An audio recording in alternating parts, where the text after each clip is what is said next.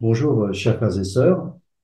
Je voudrais vous faire un partage aujourd'hui sur un passage que beaucoup de chrétiens connaissent et qui se trouve dans Marc chapitre 10 et qu'on n'a pas forcément toujours une bonne compréhension de ce que le Seigneur voulait nous enseigner à travers cet exemple et cette rencontre entre Jésus et ce jeune homme qui finalement s'est trouvé comme un homme riche qui était attaché à son argent. On va faire la lecture de ce passage, donc Marc chapitre 10, à partir du verset 17. Comme Jésus se mettait en chemin, un homme accourut et se jetant à genoux devant lui. Mon maître, lui demanda-t-il, que dois-je faire pour hériter la vie éternelle? Jésus lui dit, pourquoi m'appelles-tu bon? Il n'y a de bon que Dieu seul. Tu connais les commandements. Tu ne commettras point d'adultère, tu ne tueras point, tu ne déroberas point, tu ne diras point de faux témoignages, tu ne feras tort à personne, honore ton père et ta mère. Il lui répondit, Maître, j'ai observé toutes ces choses dès ma jeunesse. Jésus, l'ayant regardé les mains, lui dit, il te manque une chose. Va, vends tout ce que tu as, donne-le aux pauvres, et tu auras un trésor dans le ciel. Puis viens et suis-moi. Mais, affligé de cette parole, cet homme s'en alla tout triste, car il avait de grands biens.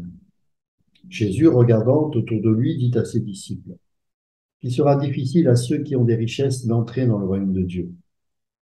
Les disciples furent étonnés de ce que Jésus parlait ainsi. Et reprenant, il leur dit, Mes enfants, qu'il est difficile à ceux qui se confient dans les richesses d'entrer dans le royaume de Dieu. Il est plus facile à un chameau de passer par le trou d'une aiguille qu'à un riche d'entrer dans le royaume de Dieu.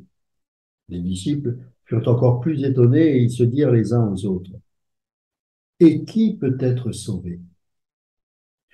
Jésus les regarda et dit, Cela est impossible aux hommes, mais non à Dieu, car tout est possible à Dieu. Donc on voit ici que le sujet dont il est fait mention, c'est la vie éternelle. Et alors que Jésus se mettait en chemin, un homme s'approche de Jésus. Tout d'abord, avant de lui poser cette question, il dit bon maître. Et Dieu lui rappelle, pourquoi dis-tu que je suis bon? Seul Dieu est bon. La question qu'on est en droit de se poser, c'est pourquoi dit-il que seul Dieu est bon et pourquoi dit-il, reprend-il l'homme qui lui dit bon maître? Je pense que tout simplement, c'est pour lui faire comprendre que puisque je suis bon, je ne suis donc pas un homme, puisque seul Dieu est bon. Vous remarquerez qu'il ne reprend pas sur le fait qu'il est bon, car il est bon, mais sur le fait qu'il dise qu'il est bon en tant qu'homme, alors que seul Dieu est bon, l'envoyant face à ses responsabilités, et du fait, l'homme posant cette question qui va suivre, que dois-je faire pour hériter la vie éternelle? Il doit comprendre que le seul qui peut répondre à cette question, ce n'est pas un homme bon puisqu'il n'en existe pas, mais quelqu'un de foncièrement bon que seul Dieu est. Car c'est Dieu qui peut donner cette réponse et certainement pas ni un homme ni un prophète. Et ensuite, il lui donne une réponse face à cette question. Tu connais les commandements, tu connais la Torah, tu es versé comme tout juif dans la Torah, dans les Écritures, et tu connais les commandements de Dieu. Et il les cite. En tout cas, il en cite quelques-uns. Tu ne commettras point d'adultère, tu ne tueras point, tu ne déroberas point, tu ne diras point de faux témoignages, tu ne feras de tort à personne, honore ton père et ta mère. Et cet homme lui dira, mais j'ai observé toutes ces choses. Ce qui est important de comprendre, c'est qu'à chaque fois qu'un homme rencontre Jésus, systématiquement Jésus répond en tant qu'homme et en tant que Dieu. La question qu'il se pose est bonne, elle est légitime, elle est importante, elle est vitale. Et de la même manière que les pharisiens pouvaient poser des questions, mais cette fois-ci plutôt en tentant de piéger Dieu ou de piéger le Christ, ils posent une question peut-être en s'attendant à une réponse humaine. bon maître, tu es un prophète, tu es un homme particulier. Et c'est à cet homme-là que moi je m'adresse pour te poser cette question, auquel seul Dieu peut répondre. Comment dois-je faire pour hériter de la vie éternelle? Nicodème s'est approché de Dieu. La femme samaritaine ne s'est pas approchée de lui, mais a été amenée en puisant de l'eau au puits de Jacob à le rencontrer et à avoir un débat très particulier au sujet de cette même vie éternelle au travers de l'eau vive que Jésus lui-même pouvait procurer. Et je me suis fait la réflexion suivante. Beaucoup de personnes s'approchent de Jésus et reconnaissent en lui des caractéristiques que l'on peut retrouver chez des hommes exceptionnels. Certains diront de lui c'est un révolutionnaire, d'autres diront de lui c'est effectivement un prophète. Les musulmans eux-mêmes disent de Jésus qu'il était un prophète. Aucun prophète ne peut donner la vie éternelle. Aucun prophète ne peut sauver une personne. Bien sûr, certains prophètes ont, par leurs paroles, parce qu'ils étaient écoutés, ont pu susciter un salut dans le sens où des hommes et des femmes qui ont écouté ces prophètes face au danger ont pu être épargnés. Mais quant au salut de l'âme, ces hommes-là ne pouvaient procurer cette vie éternelle. Cet homme a posé la bonne question, mais il est venu avec un bagage moral, un bagage quelque part de justice propre. Il était en train de dire, Jésus, que tu vois la loi et ce qu'elle commande. Fais et pratique ce que commande la Torah, et tu vivras éternellement. Mais Jésus savait pertinemment qu'aucun homme ne pouvait répondre aux exigences de la loi. Et Paul passera toute sa vie quasiment à développer cette thématique, et notamment au travers de cette merveilleuse épître aux Galates, où il montrera que personne ne peut répondre aux exigences de la loi, bien qu'elle soit bonne, mais que c'est par la grâce que nous sommes sauvés, dans Éphésiens 2:8, par le moyen de la foi, et cela ne vient pas de nous, c'est un don de Dieu. Cet homme s'est retrouvé avec les armes que Jésus maîtrise parfaitement puisqu'il est la loi. Il est la loi incarnée. Et l'homme est venu pensant faire croire à Jésus qu'il obéissait à cette loi. La loi a cette vertu de mettre tout le monde au même rang. Le pharisien, le vaurien, le légaliste, celui qui se croit non pécheur, et le véritable pécheur. Romains chapitre 3, verset 23 précisera que tous sont pécheurs et sont privés de la gloire de Dieu. Tu peux venir avec une obéissance à 99% de la Torah. Tu peux faire croire aux autres que tu obéis pleinement à la Torah, mais la loi te rappellera simplement une seule chose. Face à l'exigence de cette même loi, tu es déclaré coupable et condamné à mort éternellement devant Dieu. Alors il était normal que seul Dieu puisse donner la solution. Car l'homme, depuis la chute, a essayé par ses propres moyens d'obtenir quelque chose qu'il ne pourra pas obtenir de lui-même. Certains chrétiens croiront même, et c'est une pure folie aux yeux de Dieu, de croire que par leur acceptation et par leur volonté propre, ils sont capables de saisir et de comprendre véritablement le salut de Dieu. Or, rien ne vient de l'homme. Et que même lorsqu'il accepte, il confesse et se repent, cela est le fruit de l'Esprit de Dieu qui convainc de péché, de justice et de jugement. Ce jeune homme-là est venu donc avec sa justice propre. Et beaucoup d'hommes viennent avec une compréhension de Jésus qui est fausse. Et je vais pousser le curseur un peu plus loin. Certains chrétiens croient en un Messie qui n'est pas le Messie. Si tu crois que Jésus est un prophète, tu as raison. Si tu crois que Jésus est celui qui peut répondre à certains de tes besoins, tu as raison. Si tu crois que Jésus peut faire un miracle, peut changer ta destinée, tu as raison. Mais si tu t'arrêtes à ça, tu n'es pas converti. Parce que déclarer que Jésus est Dieu, ce n'est pas déclarer que Jésus m'a fait du bien. C'est tout simplement de déclarer que Dieu est Dieu et qu'il fait ce qu'il veut et qu'il est souverain et qu'il règne sur toutes choses, y compris sur les choses qui, au premier abord, peuvent nous paraître difficiles à vivre. La véritable conversion, même si nous ne changeons pas immédiatement et qu'il y a un travail de Dieu qui doit s'accomplir dans nos vies pour que nous puissions vivre une transformation, mais, mais la véritable conversion nous amène à croire que Jésus est Dieu. Certes, nous ne comprenons pas tout du jour au lendemain, mais nous comprenons que désormais, notre vie ne nous appartient plus.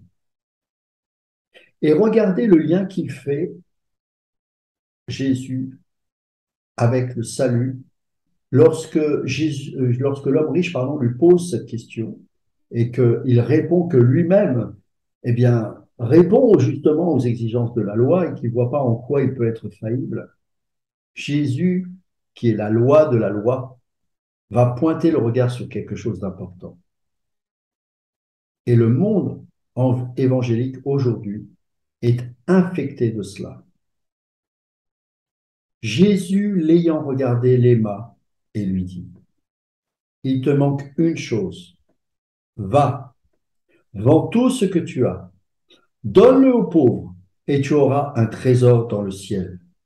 Puis viens et suis-moi. Waouh!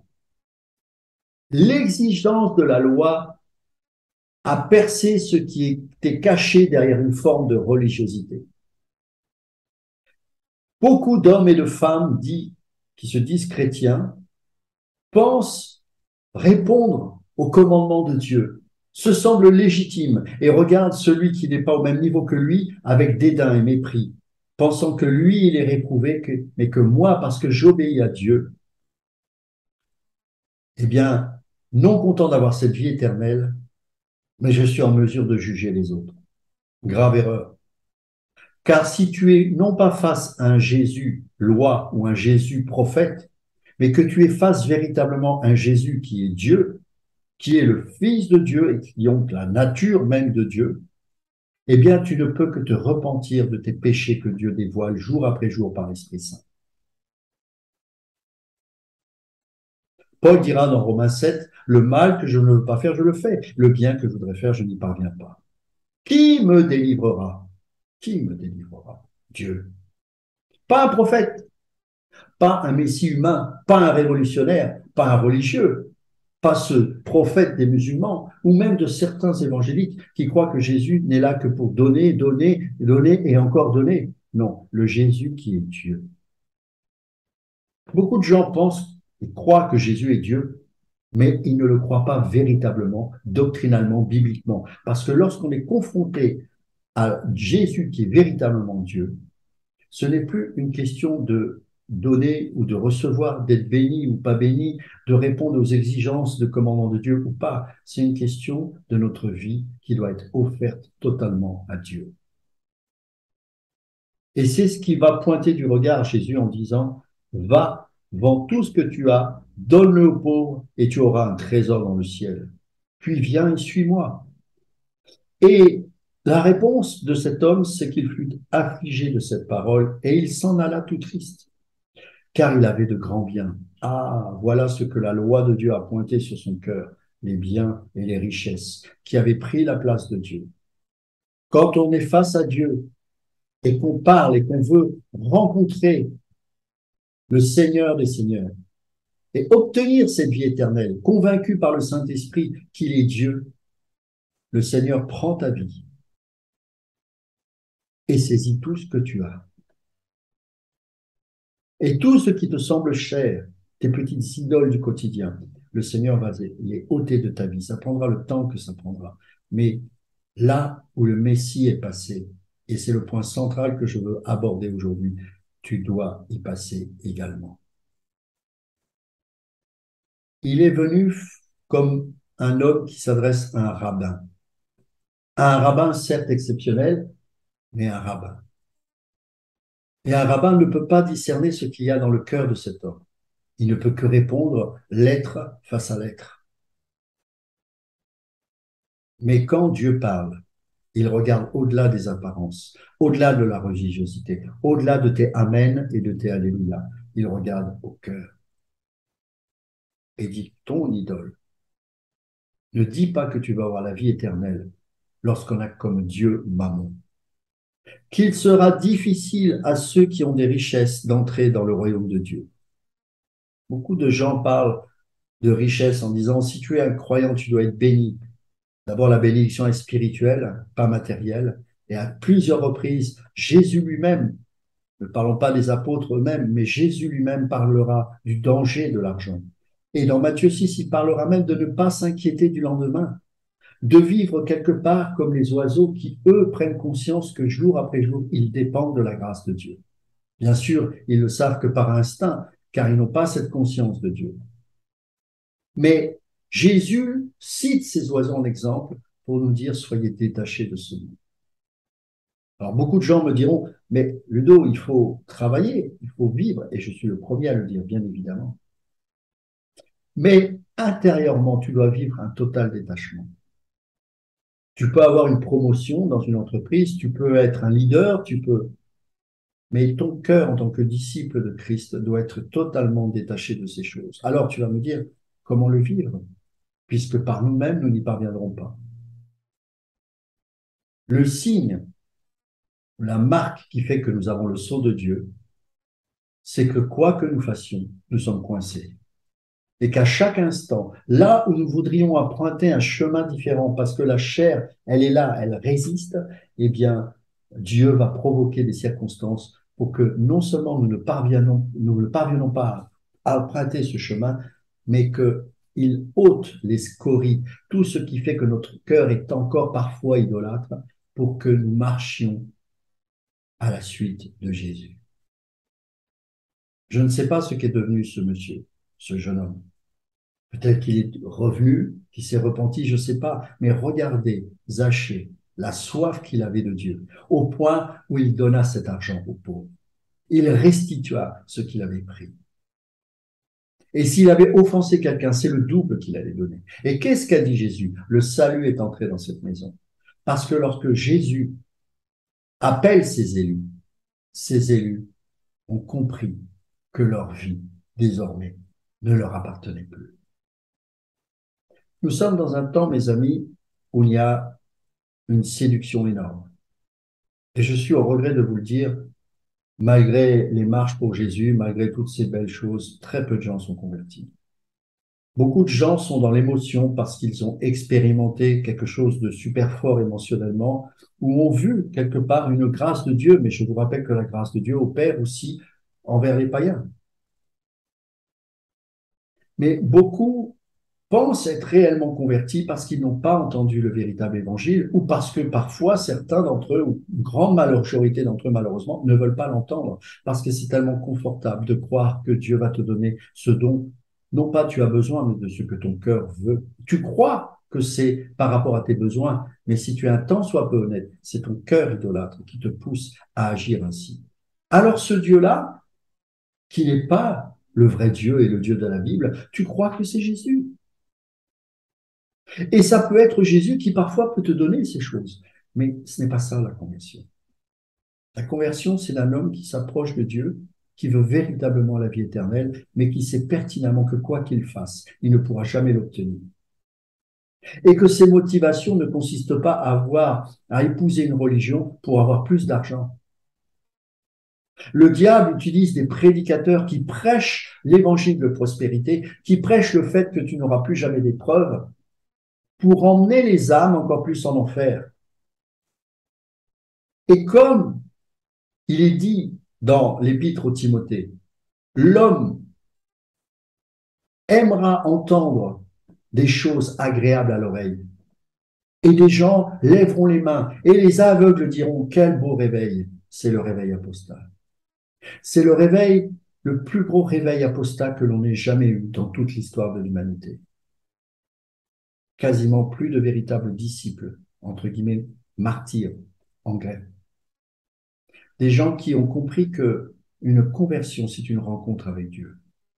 Je ne parle pas du fait d'être ascète, de vendre tous vos biens automatiquement. C'est pas ça. Mais de comprendre que lorsqu'on est élu de Dieu, la rencontre avec notre Seigneur fait que notre vie ne nous appartient plus. Regardez ce qui est dit dans Luc chapitre 9.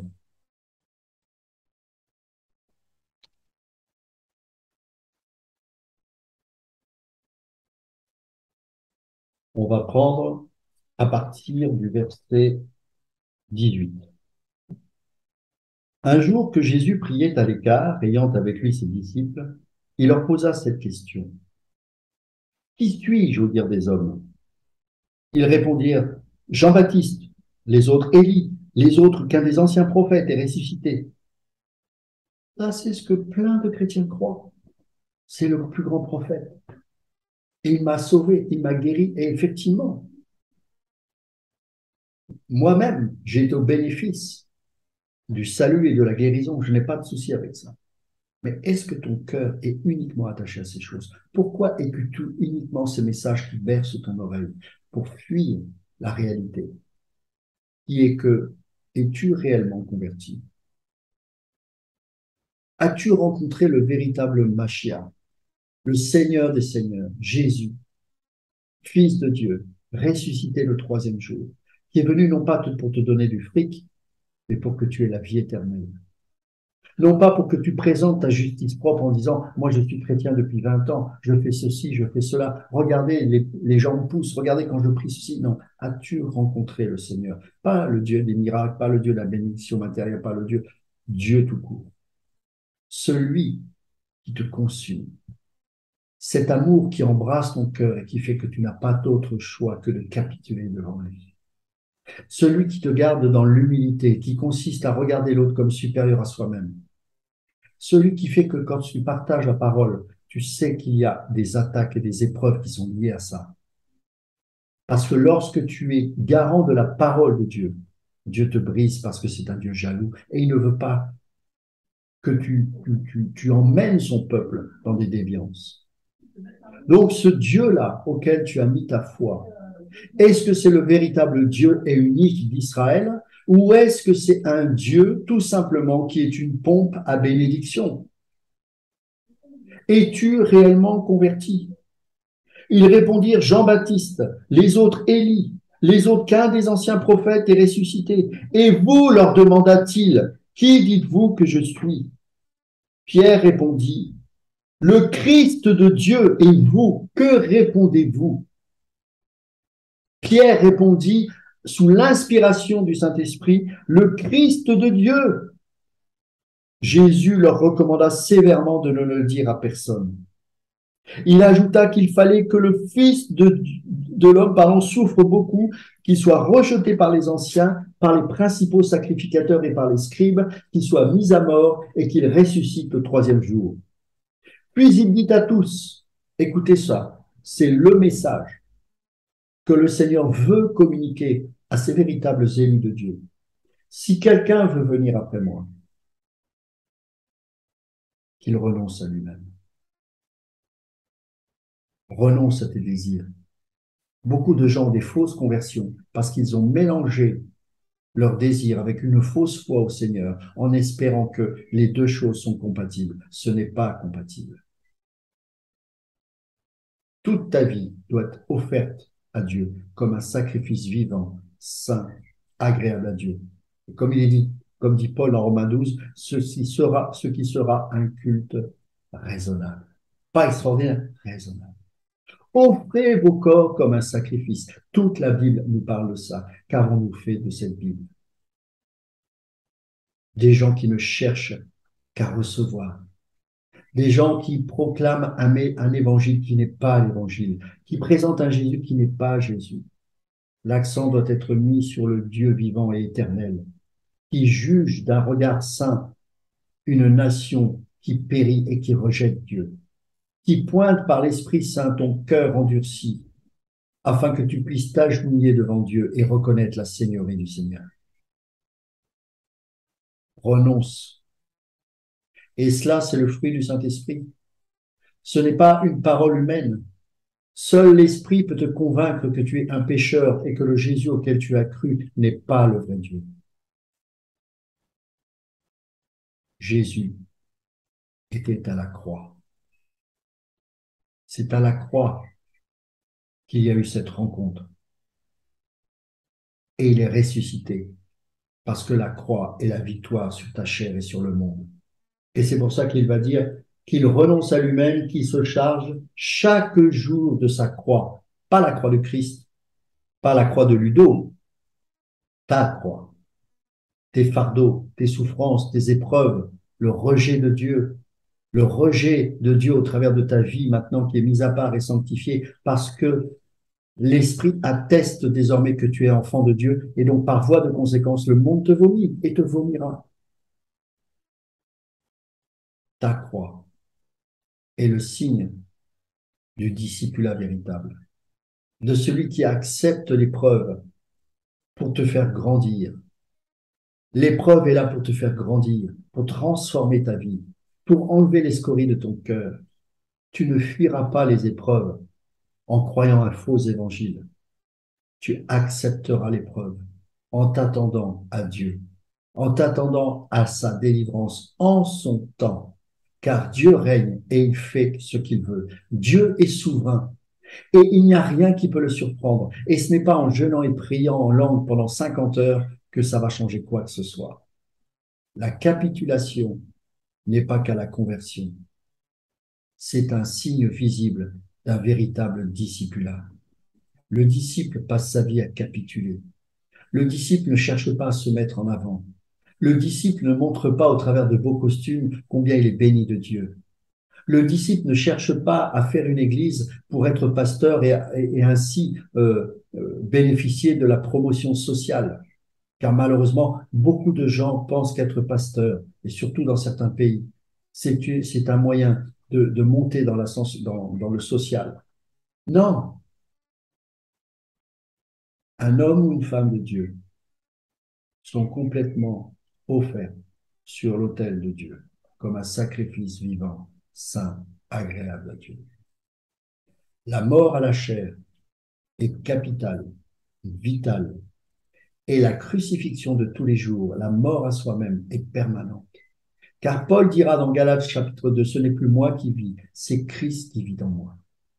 Et cette vie en lui, qui n'est pas la vie, qui est la vie de Dieu, en fait, de Christ en lui, fait que dans son quotidien, il y a des petites morts qui opèrent encore et encore. Tu auras des épreuves, tu auras des combats, mais quels que soient les combats, sache que ce n'est pas par ta force que tu pourras en être délivré, mais par la force de Dieu. Et pour que la force de Dieu s'accomplisse dans toute sa puissance, il faut que tu sois dans l'impossibilité d'agir et de faire quoi que ce soit, afin que seul Dieu soit glorifié dans ta vie. Ça, c'est un évangile qui est dur à entendre, mais c'est pourtant le seul et véritable évangile. Porter sa croix, c'est passer là où Christ est passé. L'Église doit passer par le chemin de Christ, par le rejet, par la persécution, par les épreuves. Parce que lorsque l'Église parle véritablement de Christ, automatiquement, l'adversaire réagit. Si l'Église est dans un tel état en Occident et dans le monde entier, oh, bien sûr, il y a heureusement des frères et des sœurs qui d'ailleurs sont plus ou moins cachés et ne sont pas dans ce système que je décris. Mais la grande majorité des chrétiens, quelle que soit leur confession et dénomination, sont perdus dans un évangile corrompu et souillé. Parce que le monde, le matérialisme, est prêché dans l'Église, répondant ainsi à la convoitise charnelle des cœurs incrédules qui se disent chrétiens, mais qui n'ont jamais été confrontés au véritable Dieu. Que dois-je faire pour hériter de la vie éternelle? Reconnais que tu es pécheur, que tu as besoin de te repentir. Reçois la grâce de Dieu et l'amour de Dieu dans ta vie qui peut changer ton cœur, bouleverser ta vie et qui va faire de toi une nouvelle personne, qui va déposer en toi cette foi qui fera que désormais tu pourras grandir de plus en plus en esprit et diminuer dans la chair. Puis il dit à tous, si quelqu'un veut venir après moi, qu'il renonce à lui-même, qu'il se charge chaque jour de sa croix et qu'il me suive.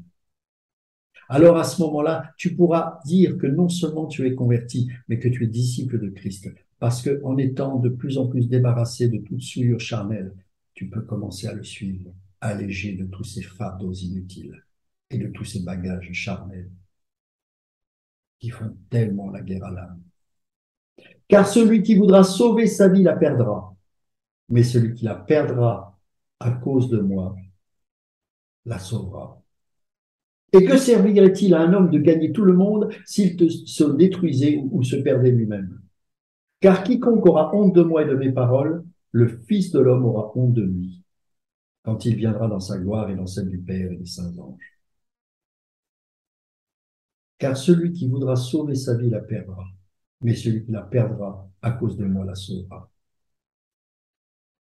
Lorsque le Saint-Esprit touche ton cœur et révèle l'état de ta vie, sache que tu es confronté au Dieu éternel. Sache que tu es confronté au Christ. Tu es le Christ, le Fils du Dieu vivant. Lorsque Pierre a reçu cette révélation, Jésus lui dira, heureux sois-tu, car ce n'est pas la chair et le sang qui a communiqué tes choses. Seul l'Esprit peut ouvrir les yeux. Ce que je dis, il n'y a que le Saint-Esprit qui peut te convaincre. Peut-être que tu as 20 ans de christianisme. Peut-être que tu as cru que Dieu était uniquement ce Dieu qui ne pouvait que te rendre heureux sur cette terre avec toute forme de bénédiction que tant de païens courent également et dont certains sont même beaucoup plus riches que la plupart des chrétiens. Mais malgré tout, tu crois en ces choses-là. Si tu es interpellé par rapport à ça, sache que Dieu veut faire de toi une nouvelle créature. Il veut toucher ton cœur, et peu importe que tu aies 20 ans ou 30 ans de vie chrétienne, peu importe que tu aies pasteur, curé ou je ne sais quoi, à quoi sert de gagner le monde si ta vie est perdue?